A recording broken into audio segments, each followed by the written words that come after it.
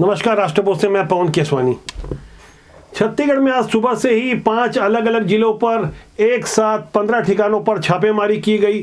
सुकमा, दंतेवाड़ा, जगदलपुर, रायपुर और अंबिकापुर में ये छापेमारी पुराने आबकारी मंत्री कवासी लखमा के करीबियों के ठिकाने पर पड़ी है। यह आसानी से समझे जाने वाली बात यह है कि कवासी लखमा भूपेश बघेल के करीबी हुआ करते थे और अब कवासी लखमा के करीबियों के यहाँ छापेमारी हो रही है। कवासी लखमा पिछले कई महीने से जेल में बंद है। शराब घोटाले मामले में उन पर आरोप है कि वो 2 करोड़ रुपए मंथली लिया करते थे और छत्तीसगढ़ में एक समानांतर शराब नीति बनाकर शराब माफियाओं के हाथों छत्तीसगढ़ को सुपुर्द कर चुके थे, जहां सरकारी शराब दुकानों से नकली शराब नकली होलोग्राम से बेचे जाने की खुली छूट दे दी गई थी। गौर करने वाली बात है कि छत्तीसगढ़ में सत्ता परिवर्तन होने के साथ ईओडब्ल्यू और एसीबी की कार्रवाई तेज हुई है। जो 15 अलग अलग ठिकानों पर 5 जिले में छापेमारी हुई है, वो कार्रवाई भी एसीबी और ईओडब्ल्यू कर रही है। न केवल शराब घोटाले मामले में बल्कि कुछ ऐसे बेहद संवेदनशील मामले जहां पुरानी भूपेश बघेल सरकार ने साफ तौर पर अनदेखी की थी। कुछ बाहरी मुसलमान छत्तीसगढ़ में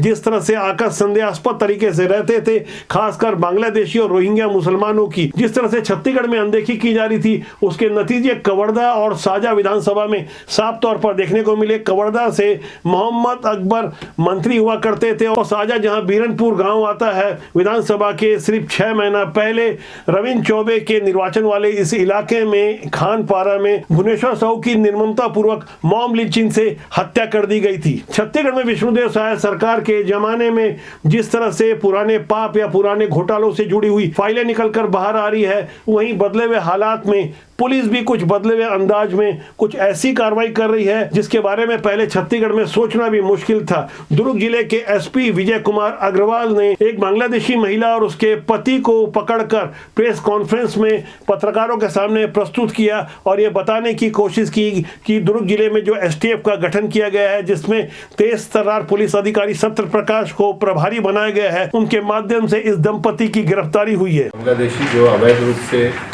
भारत में निवासरत थे, उन पे कार्रवाई की गई है और बीएनएस की धाराओं में और साथ ही पासपोर्ट एक्ट और फॉरेनर्स एक्ट के तहत भी इसमें कार्रवाई हुई है।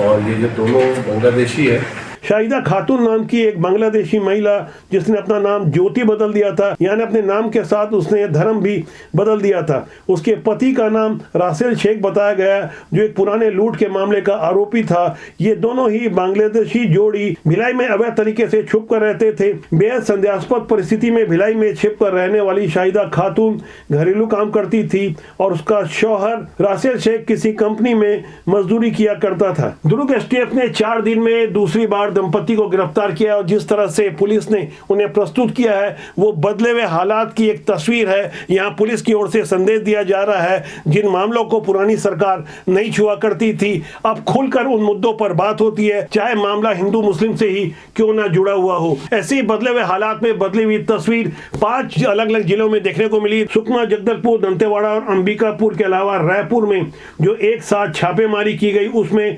राजधानी रायपुर के देवेंद्र नगर के शहीद हेमू कलानी वार्ड में जी नागेश्वर और जी श्रीनिवास राव के घर पर छापेमारी हुई। गौर करने वाली बात है कि श्रीनिवास कांग्रेस का पार्षद प्रत्याशी था और नागेश्वर राव कवासी लखमा उसके बेटे हरीश लखमा का बेहद करीबी था। सुबह सुबह 2 गाड़ियों में करीब 8-10 पुलिस अधिकारी उनके घर में दबिश देते हैं और ढेर सारे कागजातों की बरामदगी करते हैं। इसके अलावा संतोषी नगर के कमलेश नाहटा के घर पर भी ईओडब्ल्यू और एसीबी की छापेमारी हुई। इन ताजा छापेमारी के बारे में मुख्यमंत्री विष्णुदेव साय का कहना है कि केंद्रीय एजेंसियां भी और प्रदेश की जो एजेंसियां हैं, जांच एजेंसियां, वो लगातार उनको शिकायत मिलने पर जांच कर रही है और जो भी दोषीदार होंगे वो दंडित होंगे।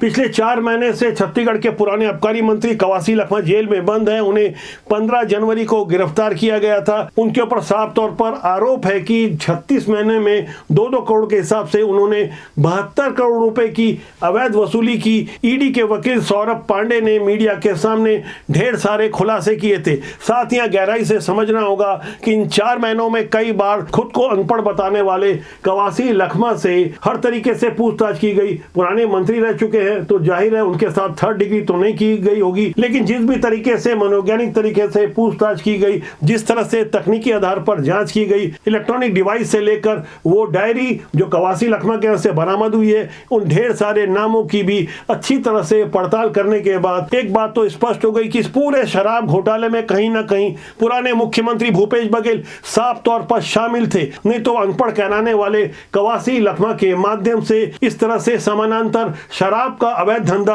अपने राज्य में मुख्यमंत्री रहते तो नहीं चलने देते। सब कुछ भूपेश बघेल की जानकारी में था। यही कारण रहा कि बीते 26 मार्च को सीबीआई ने भूपेश बघेल के घर पर छापेमारी की। यहां गहराई से यह भी समझना होगा कि मजबूत साक्ष्यों के आधार पर ही भूपेश बघेल की गिरफ्तारी संभव है। कवासी लखमा से जो पूछताछ हुई, जो इनपुट मिले, उसके आधार पर अब जो नई छापेमारी हो रही है उसमें अंबिकापुर में एसीबी और ईओडब्ल्यू ने ध्वजाराम विनोद कुमार के संचालकों के यहाँ भी छापेमारी की। इस फर्म के नाम पर पहले भी डीएमएफ घोटाले का आरोप लग चुका है। इनके खिलाफ एफआईआर दर्ज है।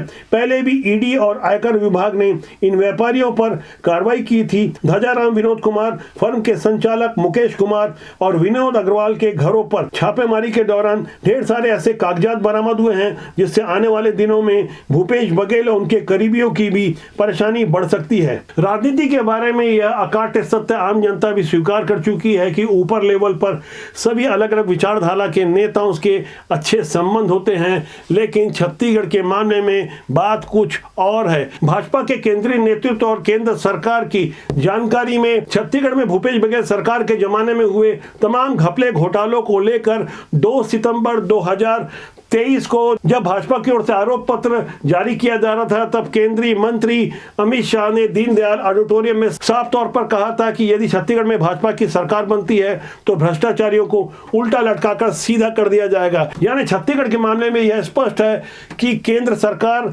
और केंद्रीय नेतृत्व की जानकारी में सब कुछ हो रहा है। इसलिए आने वाले दिनों में पुराने घपलेबाजों की परेशानियां और ज्यादा बढ़ने वाली है। छत्तीसगढ़ के शराब घोटाले के मामले में ईडी ने एफआईआर दर्ज कराई थी, जिसकी जांच एसीबी कर रही है। एसीबी यानी एंटी करप्शन ब्यूरो के अनुसार 2019 से लेकर 2022 तक सरकारी शराब दुकानों में अवैध शराब डुप्लीकेट होलोग्राम लगाकर बेची जाती थी, जिससे करीब 2100 करोड़ से ज्यादा का राजस्व का नुकसान हुआ। जांच के बाद ईडी का मानना है कि जो शराब का पूरा सिंडिकेट चलता था उसके अहम हिस्सा थे कवासी लखमा।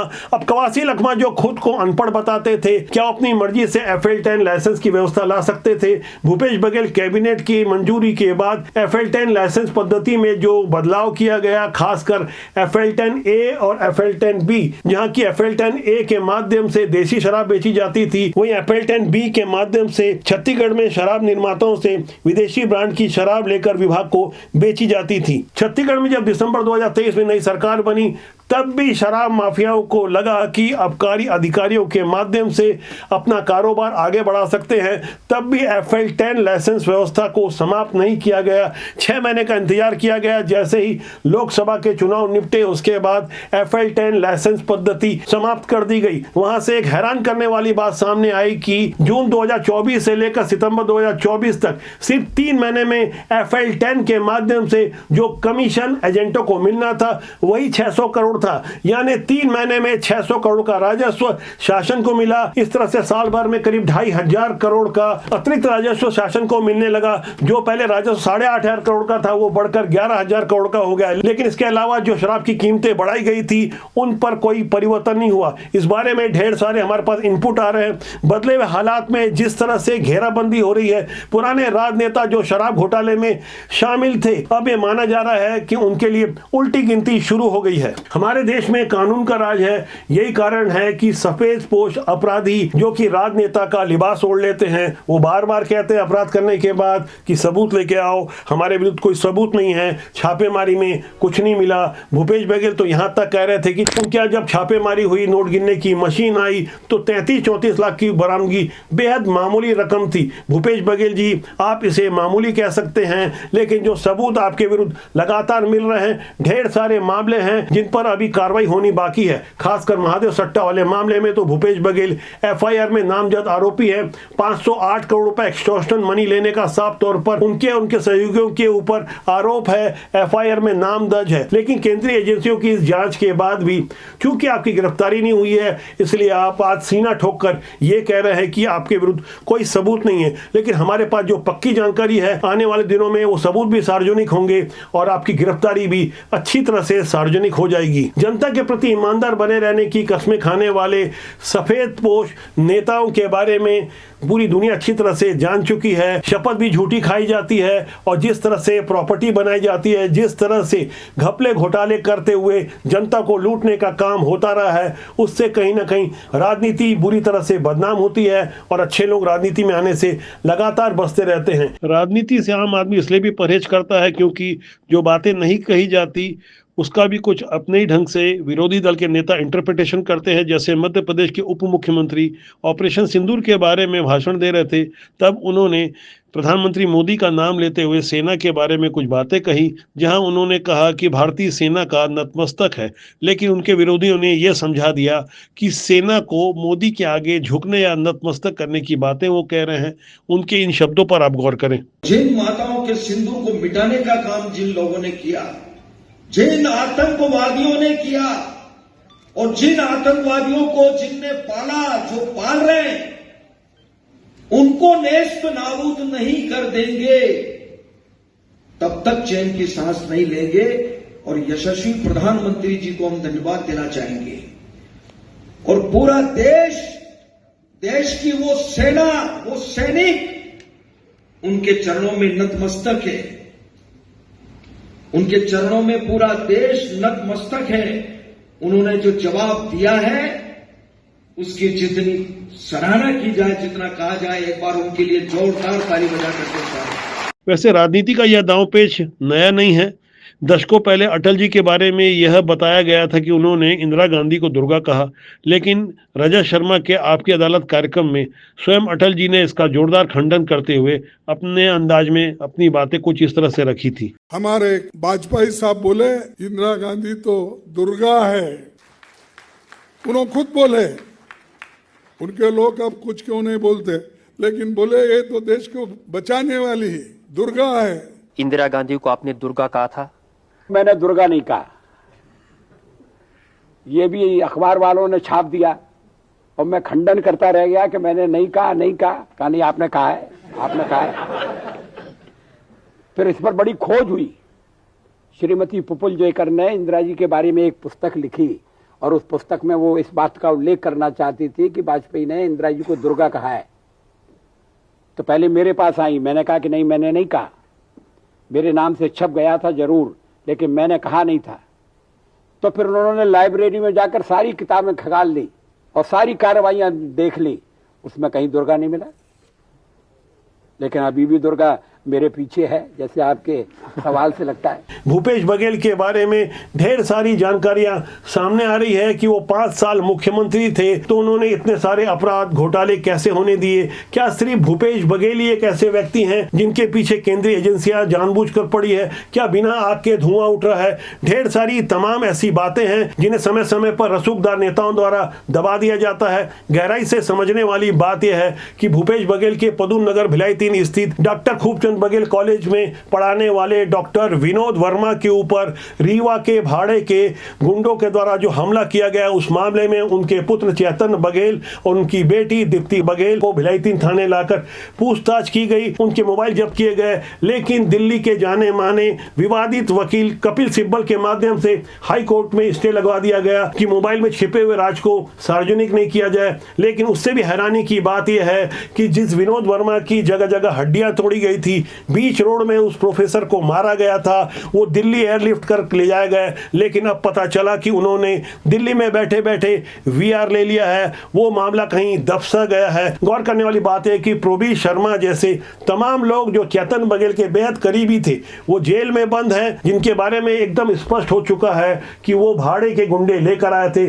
भला प्रोबी शर्मा को क्या पड़ी थी कि डॉक्टर विनोद वर्मा पर हमला करवाते और चेतन बघेल और दीप्ति बघेल को पुलिस ने थाने में बुलाकर गहराई से 4-4 घंटे तक क्या पूछताछ की गई, तरीके से उन बातों को कभी समझाने की कोशिश नहीं की गई। ऐसे संदेहास्पद हालातों में आम आदमी राजनीति में आने से बचता है। हमारा मानना है राजनीति बुरी नहीं होती, उसमें काम करने लोग अच्छे या बुरे होते हैं, इसलिए अच्छे लोगों को राजनीति में आना चाहिए। बुरे लोग यदि राजनीति में काबिज हैं तो इसका मतलब ये नहीं कि अच्छे लोगों को राजनीति में नहीं आना चाहिए। जब तक देश और समाज की भलाई के लिए अच्छे लोग सिस्टम के साथ नहीं जुड़ेंगे, राजनीति से नहीं जुड़ेंगे, तो देश और समाज का कैसे भला होगा। ऐसे में बुरे लोग ही राजनीति में हावी रहेंगे। तो आज के लिए इतना ही। मेरा आपसे आग्रह है कि चैनल को देखें, लाइक करें, शेयर करें और कोशिश करें कि अच्छे लोगों को राजनीति में प्रमोट करें। नमस्कार।